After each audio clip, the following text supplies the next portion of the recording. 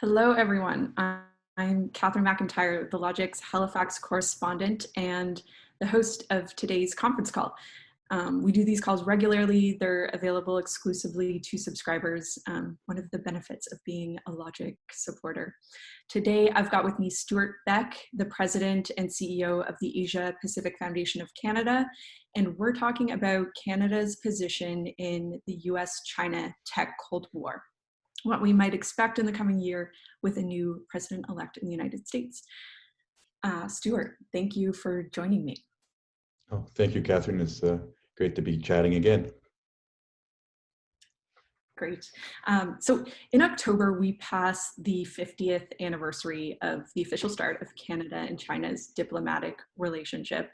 And it feels like things between the two countries are tense, perhaps more fraught than they've been in decades. And I know many subscribers are probably familiar with the dynamics at play here, but I just want to quickly paint a picture of the scenario so it's fresh in everyone's mind as we get into this conversation. So a big part of why that relationship between Canada and China is so strained right now is frankly the United States and this hardline approach to diplomacy that Donald Trump has taken with China. Trump, his main concerns, there's two of them really. So one of them is China's rising dominance in the technology sector, thanks to policies that the United States believes unfairly advantage local firms and disadvantage American and foreign ones. And the other concern is really around national security risks associated with Chinese firms operating in the US and in American allied countries. And so Trump's method of dealing with this in the past couple of years has been slapping tariffs on hundreds of billions of dollars worth of Chinese imports and placing restrictions on Chinese tech firms. And Canada has been pulled into this conflict largely through the extradition case of Meng Wanzhou. This is the Huawei executive who RCMP officers arrested in Vancouver on fraud charges almost 2 years ago. And since then, Canada has faced retaliation from China.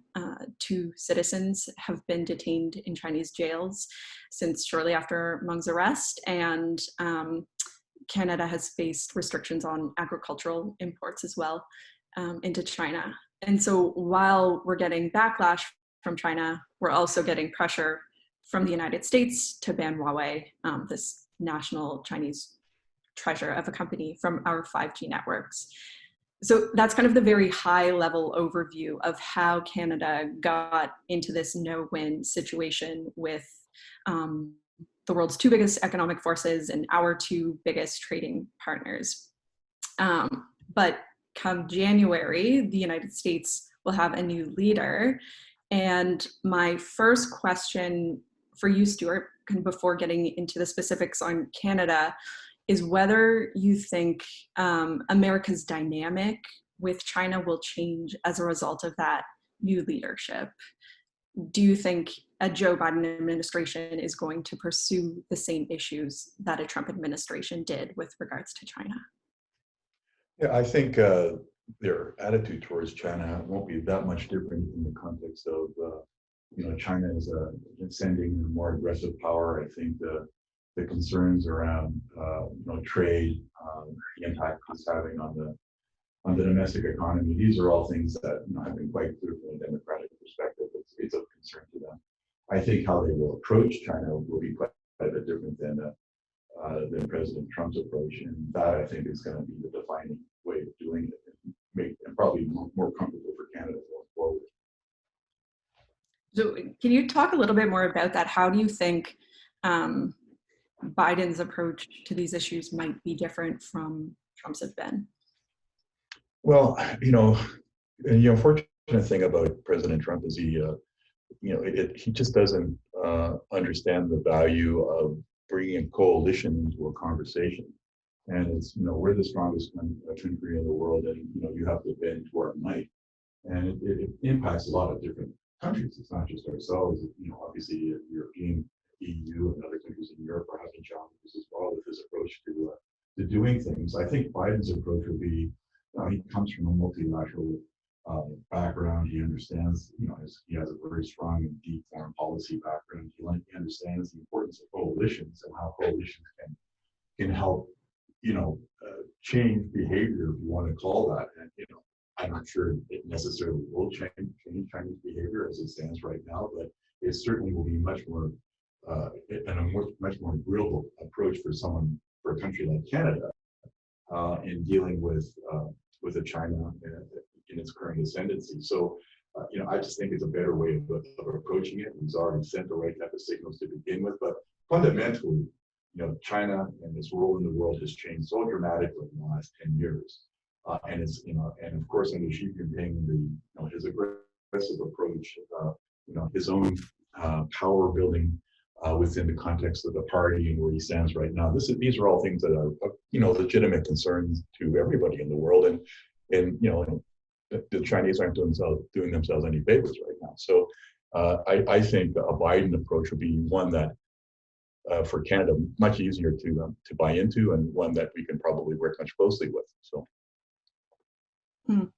Right, and in terms of what Canada's dynamic might be with China going into next year. So Ottawa is still facing this big decision on whether to allow Huawei to participate in its 5G networks. And I'm wondering whether, with Trump out, you think the U.S. will now ease up on pressuring Canada to ban the company? Well, I mean, in some ways, the decisions have already been taken.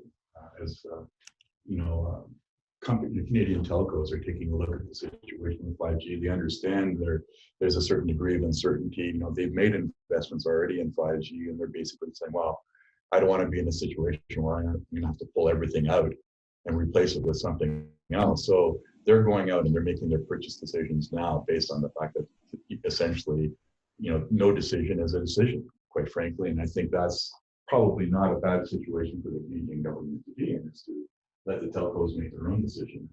And everybody says in the context of the Five Eyes that New Zealand has kind of taken the same approach as the Australians and the Americans in terms of banning. But in reality, you've got New Zealanders that done somewhat the same thing, which is by not making decisions. The telcos don't like uncertainty. No business company, no business likes uncertainty. So the way you deal with it is, purchase equipment, won't get banned. So maybe the Canadian government will never have to ban it. We'll see, right? Right. Yeah. Rogers, Bell, and TELUS, they've already announced that they're going to use Ericsson and Nokia gear for their 5G networks. I know some of the smaller telcos, they haven't said they won't use Huawei yet. They still plan on doing that, as far as I know. But I guess if Ottawa waits long enough on this decision, you may just get, like you said, an effective ban or decision. Yeah. But again, look, not to defend Huawei or what's going on, but they do have very good technology. It is cheaper. There's a variety of different reasons. People will blame the fact that they've stolen IP or this, that, and the other. The reality is they make a very good product, and it's a very cheap relative to everything else. It's going into a lot of different places in the world, and maybe there is a way that you can kind of manage that process in the context of a Western perspective. I think of an important concern for Canadians right now, and this has really been brought to the forefront in the context of COVID, is that issue of digital equity.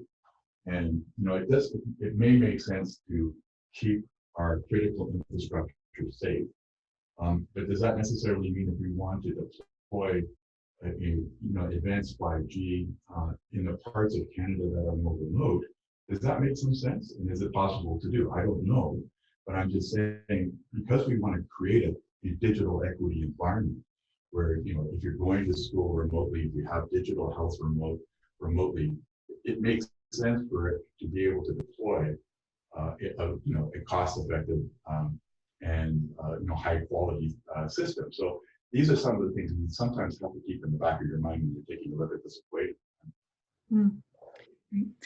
Stewart, I'm just going to ask you to move a little closer to your mic if you can, because getting a little bit muffled on some of these answers. And I'll also mention to listeners that there is a Q&A and chat button at the bottom of the screen here. And if you have any questions, please just throw them in the chat, and I'll try to get to some of those during our conversation here. So Stewart, I think kind of the most tragic part of Canada being pulled into this conflict between the U.S. and China is the two Canadians, Michael Spavor and Michael Kovrig, who've been detained in Chinese jails since December 2018.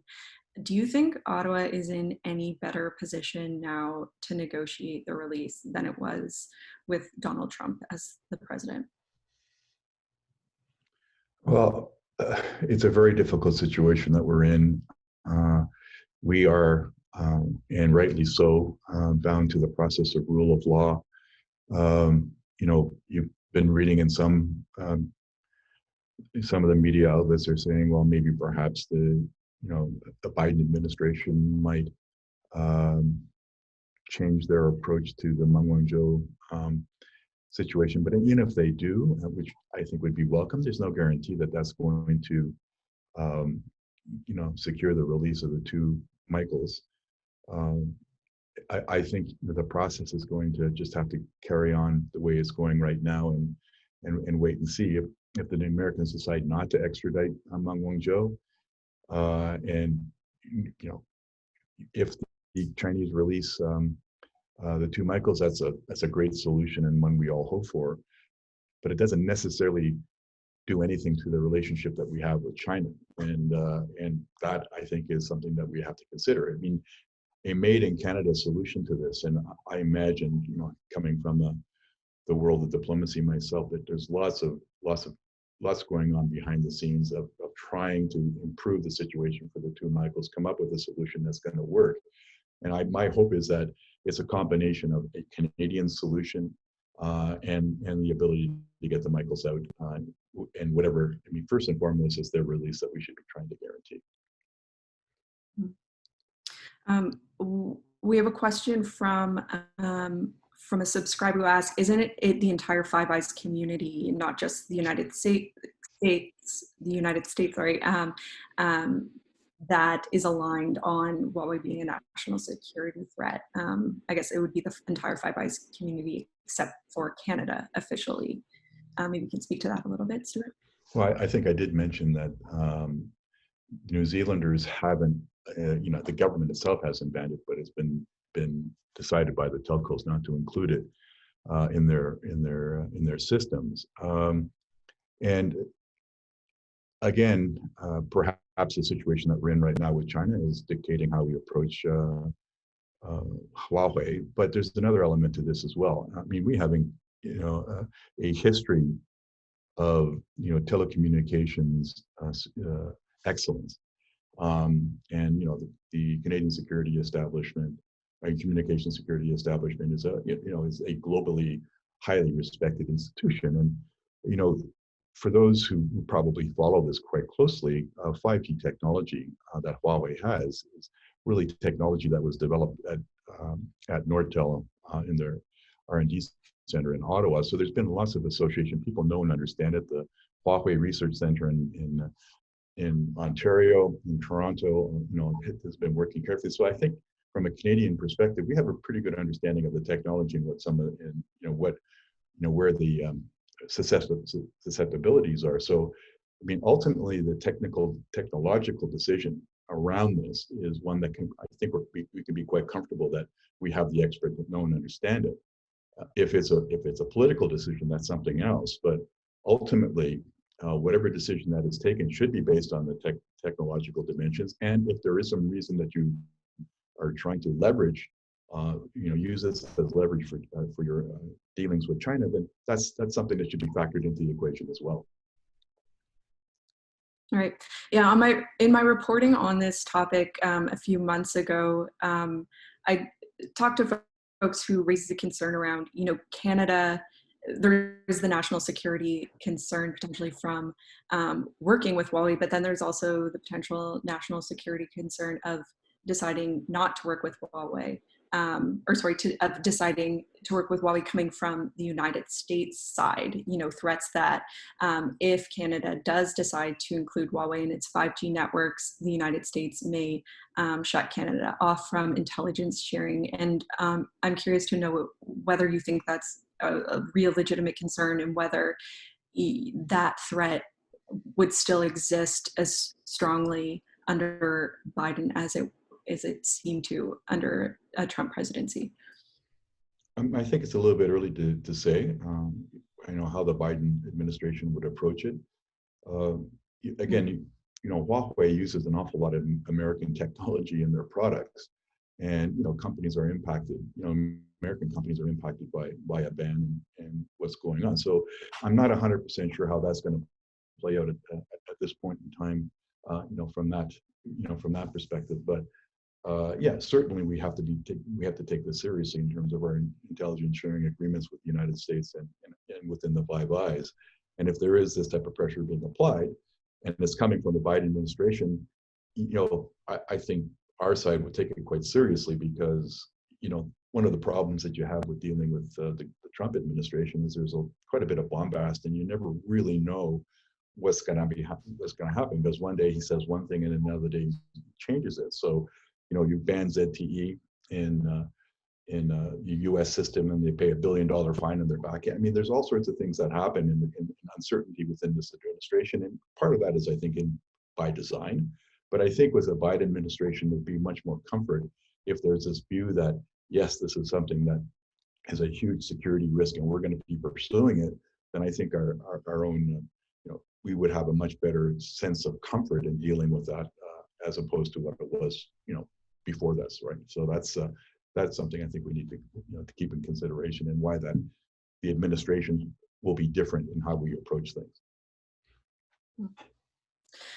A subscriber asked me yesterday about the semiconductor industry. So semiconductors have essentially been used as a weapon in this tech Cold War, and the U.S. restrictions also affect third countries. So the United States will not sell semiconductor tools or parts to any country where companies intend to use those tools to build or sell chips to Huawei. That's how I understand the restrictions on that. And this is a big problem for a country like Taiwan, which manufactures a lot of the world's semiconductors that are based on US designs. So in response to this, or kind of following up to this restriction, the US is now trying to incentivize foreign companies to bring that manufacturing to the United States. And so the subscriber asked, could Canada also look to exploit this once in a generation shift in a technology ecosystem to foster an industry here? What are your thoughts on that? Well, that's what happens when you've been around long enough. And so I spent 4 years in Taiwan, and one of the, I think it was 1998, and I led I brought a company called Moselle Vitalik to Canada to take a look at Canada as a place to set up a semiconductor manufacturing facility. And at that point in time, Industry Canada, as it was called then, had a group that was just designed to attract semiconductor manufacturing facilities to the country. And quite frankly, Moselle Vitalik was really interested in bringing, their technology. You got to remember, then it was 2.5 micron technology, right, if I remember correctly. But it was like a $2 billion investment. It's a lot of money to build a semiconductor manufacturing facility. And one of the biggest challenges that we had from the Canadian perspective, you need energy, and we have lots of energy that's cheap and now renewable in many ways, and that was attractive. But it was the whole supply network into the semiconductor manufacturing facility that was lacking within Canada. So, I mean, some basic business decisions, even though they thought there was all sorts of incentives back then, there were interesting ideas in terms of how to build this. And quite frankly, one of the leading provinces at that time to attract the company was Manitoba. And that was, a lot of reasons for that, but still, at the end, the decision was taken not to go to Canada just because there wasn't enough of a network. And that was back in the late 90s. So maybe that's going to change today, and maybe we have the supply network to to feed all the different elements of the semiconductor manufacturing facility. But again, it's a very expensive proposition. It requires highly skilled labor. And the challenge that we have is a lot of what it takes to make semiconductors today has all migrated into Asia. And that's something that's very hard to reconstruct. And that's one of the reasons why you see Taiwan, as successful as it has been, becoming a semiconductor foundry country. Again, it's all a drive to efficiency. How do you keep your costs down, particularly when you've got such a huge investment to make it happen? So I'm sorry, a long-winded answer, Catherine, but it's something I've seen before, right? So. It's interesting. No, it's actually far more interesting answer than I thought I'd get on that. That's, yeah. It also kind of gets to the question of tech decoupling between the United States and China. There was a lot of threat of that under the Trump administration, for better or worse, I guess, as semiconductor industry in Canada, if that was a byproduct, might be interesting, at least for our country. But do you think Biden will also look to rely less on China and, also make it more challenging for Chinese companies to operate in the States? Well, I think it's in everybody's interest to rely less on China, because we've seen the impact of COVID and the fact that our supply chain was fairly dramatically impacted by that, and we didn't have the in the case of PPEs and other health related products. We had to rely heavily on China. So I think diversification will become a word that is going to be prevalent within Canada, but certainly in the United States. And it's not all that cheap anymore to set up operations in China. China's an expensive manufacturing location.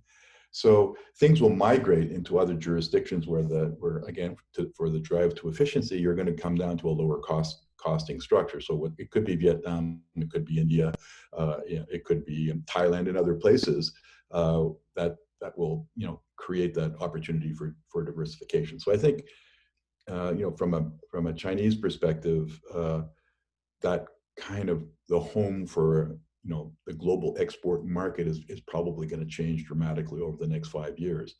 But I don't think the Chinese really care that much, because they have such a large domestic market that they'll be able to kind of manage that. And they're so deeply integrated into the supply chain network in Asia that they themselves have been moving their manufacturing facilities to other locations, at low cost locations in Asia. So it really becomes a question of how do we, from a Canadian perspective, integrate into that Asian supply chain network.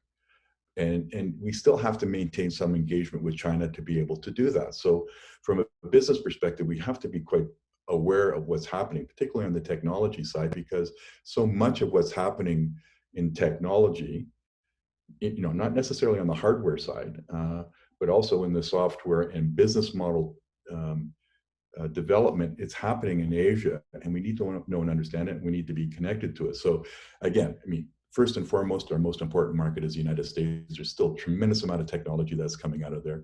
We're very lucky to be right next door to it. So understanding that is important, but also keeping a foot in Asia and understanding Asia and how the supply chain network is evolving there, and how in China's role in that supply chain network, it would not be to our advantage to decouple from that. We need to understand what's going on for our own economic benefit. Yeah.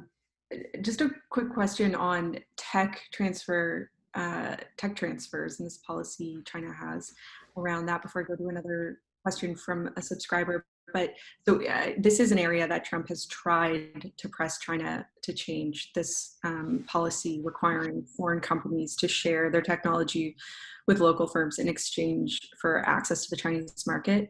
Do you think Biden will take a different approach to negotiating changes on this policy? Do you think he might have more success on this front? Talk to me about that. Yeah, I think he will. I think because he will bring other countries into the conversation, and he will try and do it on a multilateral basis. He'll use existing institutions and new institutions that will be coming into play.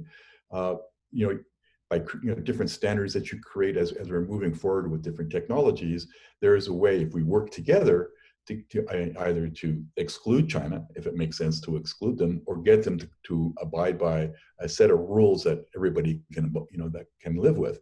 And I look at AI, for example, as one area. And Canada has a a respected leadership role in the context of governance around machine learning and AI.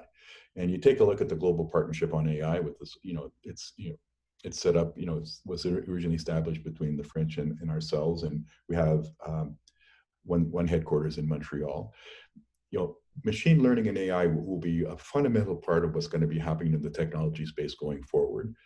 Setting up the governance and standards around that, and if it's done on an international basis with the right type of partners, and if China wants to become a part of that, and it may be in their interest to do so, then they're going to have to abide by those structures that are put in place. So I think Biden will be using this type of toolkit to bring more adherence to how tech transfer should work, IP.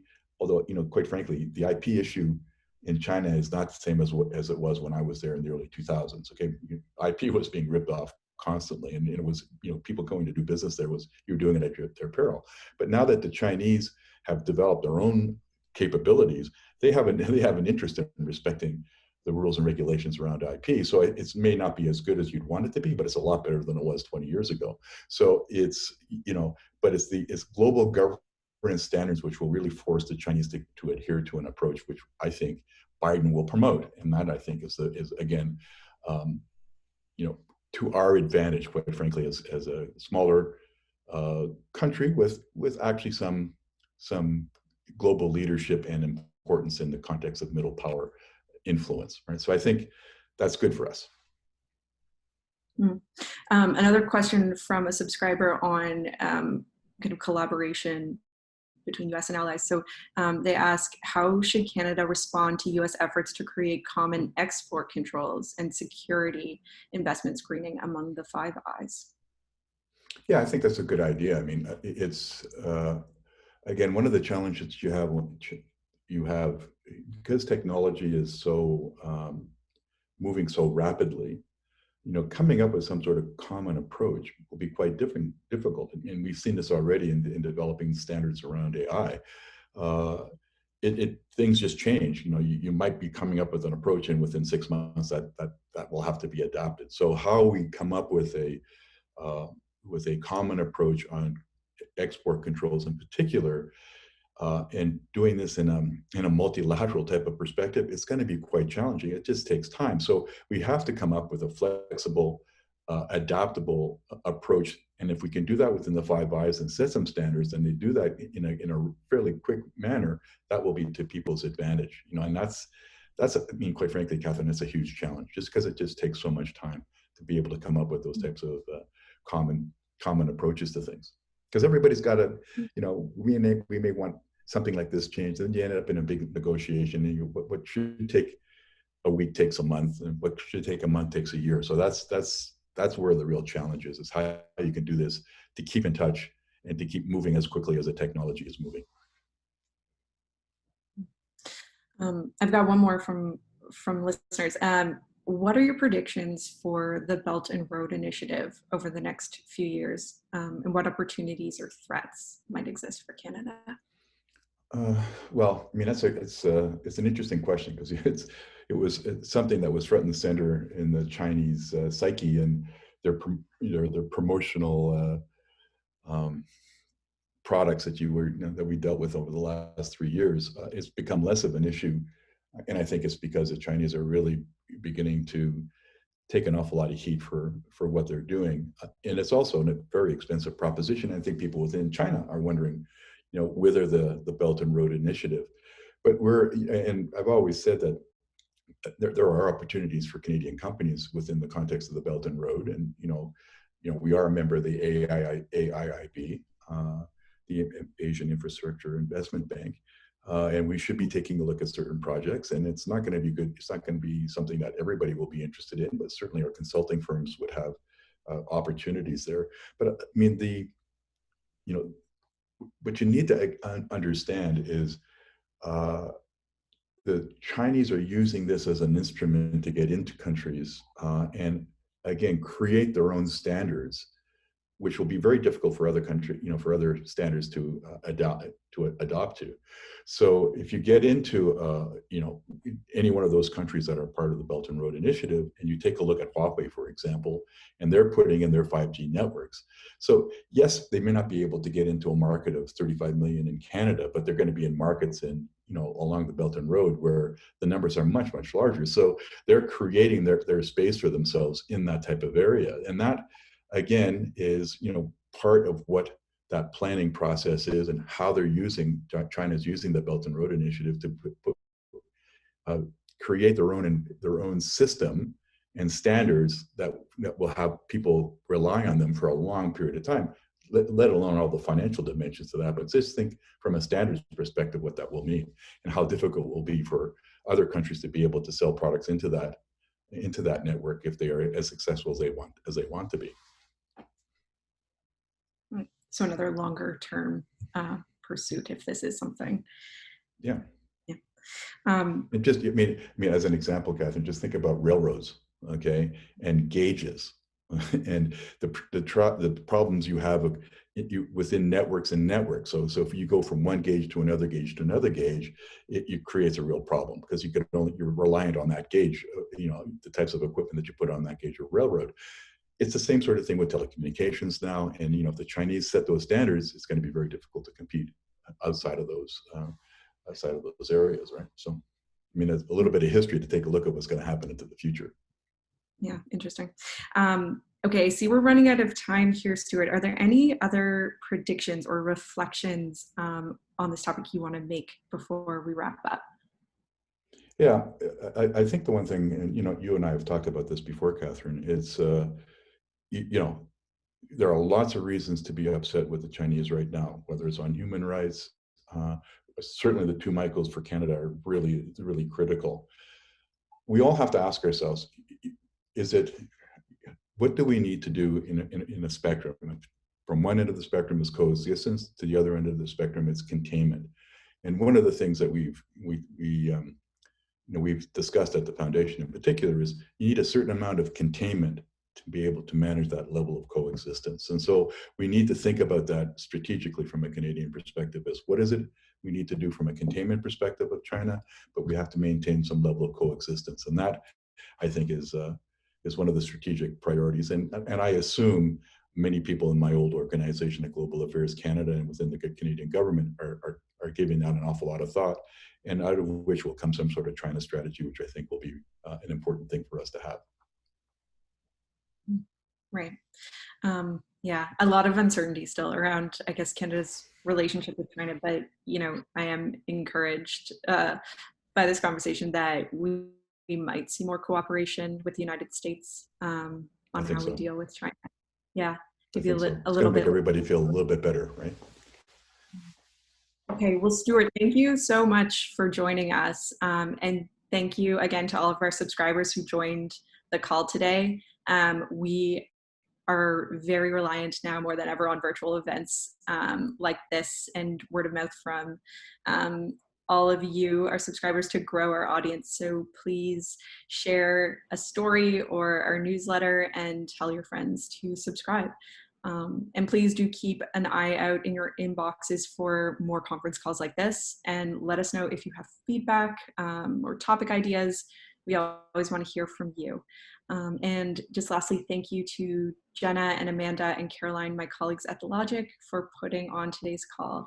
And Stewart, again, thank you so much for joining us. Thank you. Thank you, Catherine. It was great doing this. Bye, everyone.